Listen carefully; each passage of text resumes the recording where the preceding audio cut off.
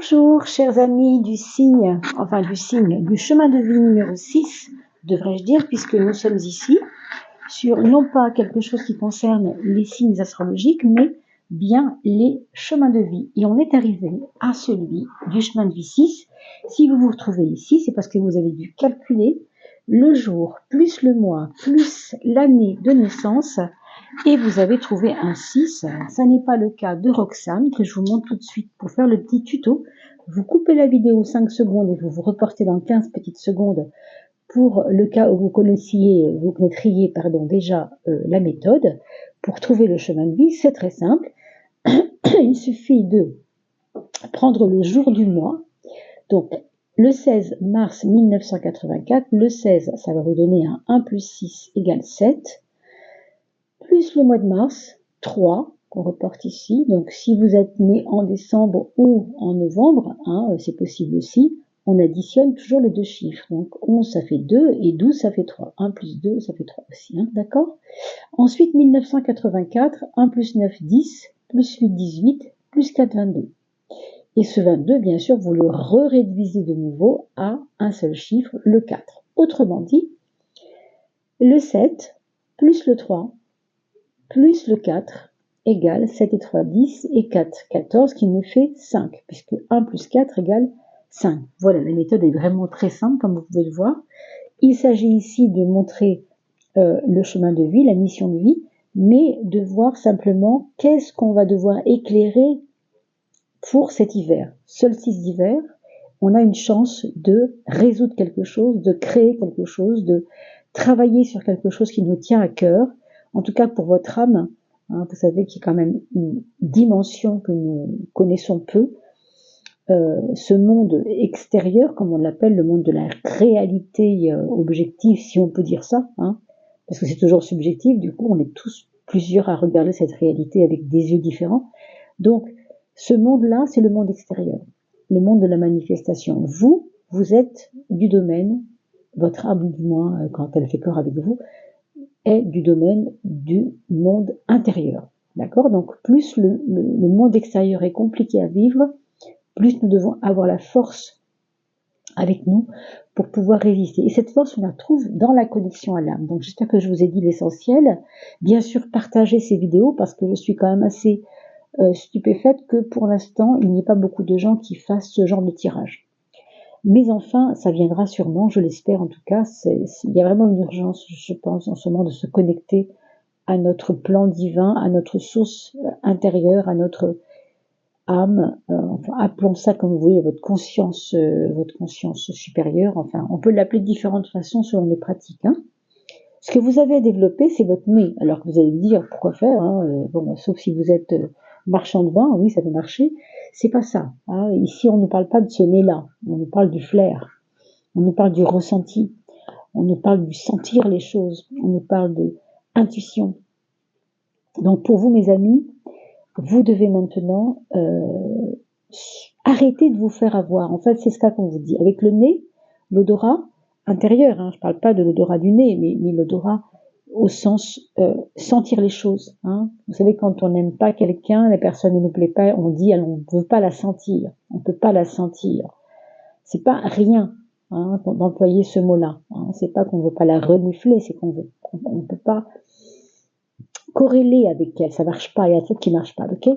Donc, si vous vous êtes souvent fait rouler, c'est peut-être le moment de comprendre pourquoi et de comprendre qu'est-ce qu'il y a en vous qui n'est pas encore assez développé dans votre ressenti vis-à-vis des choses, des éléments, des personnes. Comment pouvez-vous vous faire aider par ça? Par quoi on peut se faire aider? Eh bien, par votre capacité à dépasser les obstacles. Alors vous allez me dire, c'est curieux parce que quand on n'a pas de nez, quand on n'a pas de flair et quand on ne voit pas les choses arriver, c'est compliqué de dépasser les obstacles. Mais justement, c'est un petit peu grâce à ça, en fin de compte, les obstacles vont vous servir de course d'orientation, de marche d'orientation, de chemin d'orientation. C'est parce que vous allez vous trouver devant un mur, une pierre, un rocher, un ruisseau. Enfin, vous voyez des symboles comme ça de choses qui bloquent, que vous allez développer ce nez et que ça va vous donner vraiment, je pense, une intuition qui va se développer. Comment on peut être aidé matériellement? Eh bien, par la maîtrise des sens. Moi, pour moi, ça parle de vos peurs, hein. Clairement, hein, parce que quand on a du nez, qu'on arrive à comprendre des choses, à développer une espèce d'intuition, et que tout d'un coup ça nous emballe et que c'est trop, alors peut être créé derrière ça des peurs qui ne sont pas forcément nécessaires, mais malheureusement c'est très humain, hein. Si vous ressentez, si vous apprenez à sentir, mais que ça vous fait peur, c'est compliqué. Donc ce qui va vous aider, c'est de maîtriser ces peurs, c'est de maîtriser ces instincts de peur, hein. Avoir du nez, c'est de l'intuition. Ça n'a rien à voir avec les instincts de peur. Rien à voir, vraiment. C'est pas la même chose. Donc, comprenez-le bien, c'est important. Qu'est-ce que vous avez déjà dépassé les mois précédents, les années précédentes, et là où on n'ira pas, en tout cas cette fois, hein, pendant cet hiver? Eh bien, c'est les notions de plaisir, les notions de goût. On nous dit ici que vous avez peut-être un peu été trop dans l'appât du plaisir, non? Alors, ce n'est pas ni bien ni mal, hein, je ne suis pas en train de faire des jugements, c'est juste un constat que votre âme fait en ce moment avec vous, c'est que peut-être cette capacité à vouloir aimer, savourer des choses, elle est peut-être un peu désuète aujourd'hui. Pourquoi? Parce que ça vous a limité en fait.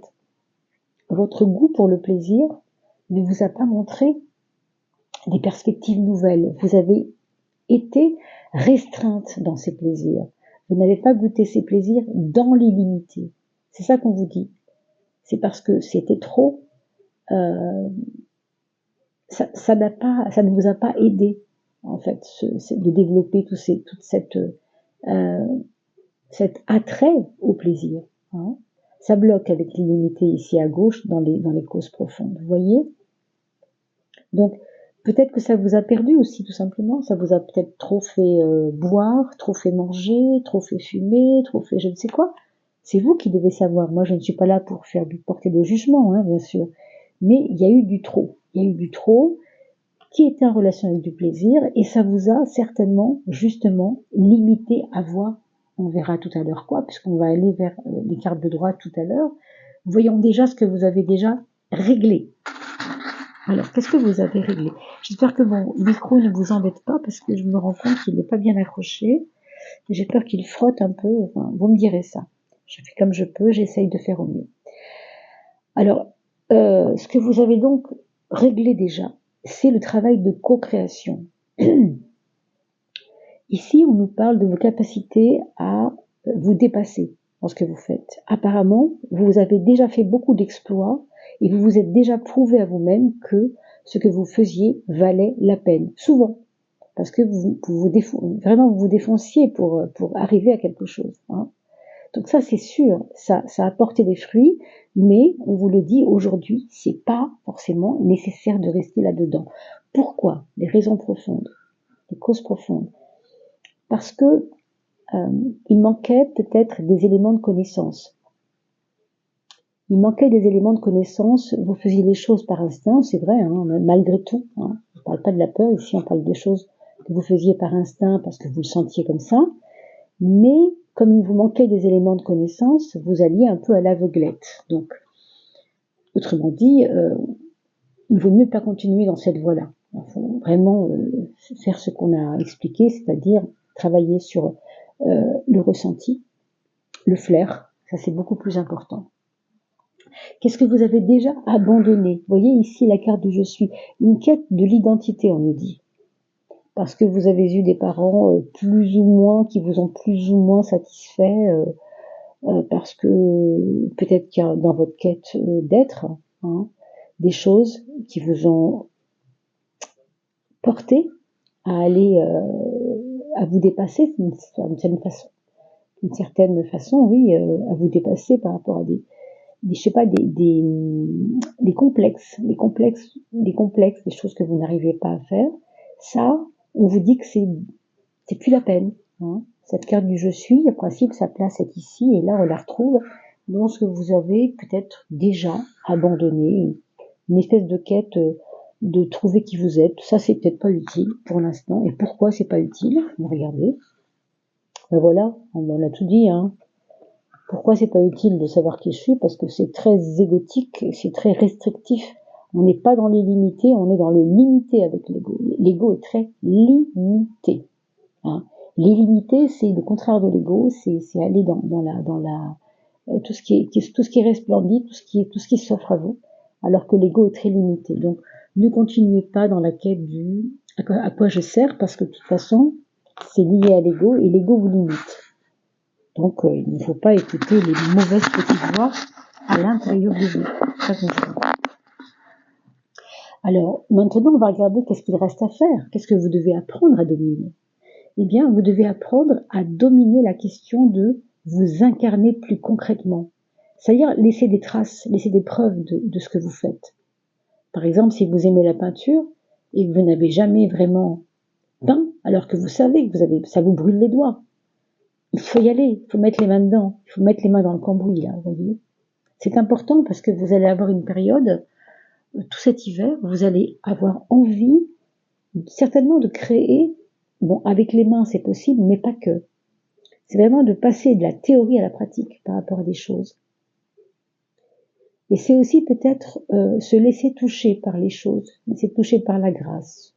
Ça va bien avec, je trouve, avec cette question de ressentir, sentir les autres, ou ne pas les sentir pour le coup, mais développer l'intuition. Je trouve que ça va assez bien avec, à la différence que là, on est dans le concret, on veut rationaliser, quoi. Pourquoi c'est important? Parce que on va toucher à la non-possessivité.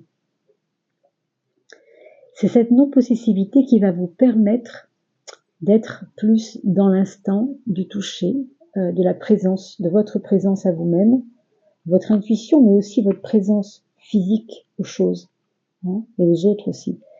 Et c'est un peu comme si vous avez été trop enfermé, vous voyez, enfermé dans quelque chose qui vous appartenait, mais comme si ça vous refermait sur vous. Là, on vous dit, si tu sais gérer ça, tu vas pouvoir sortir de ce côté possessif, enfermant. Là, on avait l'ego, déjà, c'était pas mal, hein, en termes de limitation. Là aussi, ça limite. Hein. Donc, la non-possessivité vous libère, comme la possessivité, l'ego vous enferme. Vous voyez? Donc, c'est vraiment à comprendre, vraiment de l'intérieur, tout ça. Hein. Apprendre à s'élever vers quoi? Vous devez vous élever vers un aspect de votre vie que vous négligez peut-être souvent et qui est l'aspect méditatif. Alors là, entendons-nous bien, il ne s'agit pas de s'asseoir sur un coussin si vous n'avez pas l'habitude de le faire. Pourquoi pas, essayez bien sûr, hein, si ça vous tente, il faut. Vous avez des tas de tutos sur internet, respirez déjà bon sang. La méditation, c'est d'abord la respiration. On ne peut pas méditer sans respirer, ça n'existe pas. On ne peut rien faire sans respirer, mais là, à plus forte raison, on se pose. Donc ça, c'est important que vous puissiez développer ça absolument. Vous élever vers la méditation, c'est vous élever vers le calme intérieur, vers votre paix à vous intérieur. Plus vous saurez vous détendre, plus votre flair pourra s'ouvrir aussi. Qu'est-ce que c'est les raisons profondes? Les raisons profondes, c'est de pouvoir accueillir l'amour que vous devez vous porter, que vous devez vous-même vous porter. Et apparemment, il semblerait que ça manque un peu. Vous n'êtes pas dans une dévotion envers ce qui fait que vous aimez votre paix. Vous n'aimez pas suffisamment votre paix parce que peut-être que vous aimez, c'est pas que vous aimez votre guerre non plus, mais vous avez certainement tellement eu l'habitude d'être dans une espèce de guerre intérieure que vous oubliez de vous apporter la paix. Donc, pour cela, il faut s'aimer beaucoup, il faut s'aimer davantage. Il faut se rendre service. Quand on est dévoué, vous voyez, dévotion, c'est qu'on se rend service, non? Alors, bien sûr, il peut s'agir de la dévotion aux autres, hein, mais dans ce cas-là, dans ce cadre-là, je pense plutôt qu'il s'agit de vous donner de l'amour, vous donner de la paix à vous, parce que vous êtes l'être duquel vous devez prendre le plus grand soin. C'est vous, en fait. Qu'est-ce qu'il vous reste à renforcer, mes amis? Il vous reste à renforcer la pureté. Ça va assez bien avec tout à l'heure ce qu'on a dit sur le plaisir qui nous perd parce qu'il nous disloque un petit peu. On veut tellement être dans les instants, accueillir, plus loin cueillir, hein, je veux dire. les différentes choses de la vie, là, ce que la vie nous offre, et c'est bien, hein, attention, mais là, dans ce cas-là, c'est trop, puisqu'il y avait l'illimité, rappelez-vous, en cause profonde, la pureté va nous recentrer sur ce qui est plaisir important, plaisir de plénitude, plaisir qui apporte de la plénitude, ou bien tous les autres plaisirs qu'on voit autour, qui dansent autour de nous et qui finalement nous perdent. Donc là, il y a une résolution, il faut grandir là-dedans, renforcer la pureté, c'est aussi peut-être renforcer ce qu'on a pollué en nous, a peut-être trop aimé ça, hein, si vous buvez beaucoup par exemple, vous allez peut-être encrasser votre foie, hein, si vous mangez beaucoup, vous allez peut-être... vous voyez ce que je veux dire, c'est un tout, hein, c'est pas uniquement psychologique, il peut y avoir aussi des incidences physiologiques, hein, bien sûr. Les causes profondes de votre pureté, de la pureté que vous devez vous apporter, et que vous devez renforcer chez vous, le nettoyage en fait, quand on parle de pureté, on nettoie pour être pur, n'est-ce pas? Eh bien, c'est la notion de samadhi qui est au-delà du corps.